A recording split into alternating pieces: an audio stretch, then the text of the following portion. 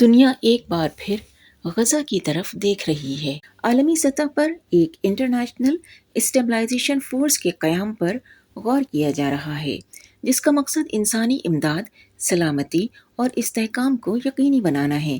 تازہ اطلاعات کے مطابق یونائٹڈ اسٹیٹس نے تقریباً 200 اہلکار غزہ بھیجے ہیں، مگر وہ غزہ کے اندر نہیں بلکہ ساؤدرن اسرائیل میں ایک کوآرڈینیشن ہب پر تعینات ہیں۔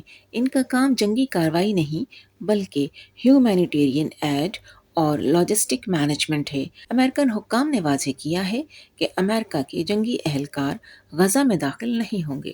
دوسری جانب ایجپٹ، انڈونیشیا اور کچھ گلف کنٹریز اپنی فورسز بھیجنے کے امکانات پر غور کر رہے ہیں، جبکہ ترکی نے بھی تعاون کی خواہش ظاہر کی ہے۔ البتہ اسرائیل کی منظوری کے بغیر کسی بین الاقوامی فورس کی تعیناتی ممکن دکھائی نہیں دیتی۔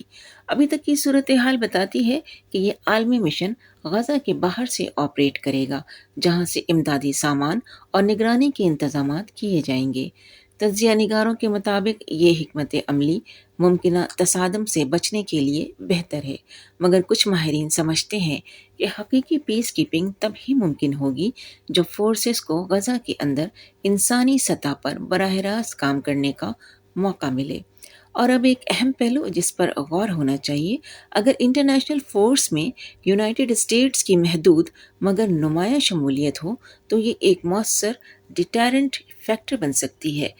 اس سے عالمی فورس کو یہ یقین حاصل ہوگا کہ اسرائیل کسی بھی براہ راست کارروائی سے پہلے سیاسی اور سفارتی نتائج پر سنجیدگی سے سوچنے پر مجبور ہوگا۔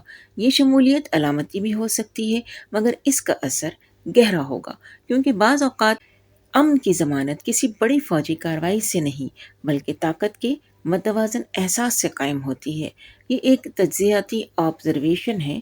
اگر عالمی امن فورس میں ایسے عناصر موجود ہوں جو توازن اور اعتماد کی علامت بن سکیں تو شاید یہ مشن نہ صرف کامیاب بلکہ پائیدار بھی ثابت ہو سکتا ہے۔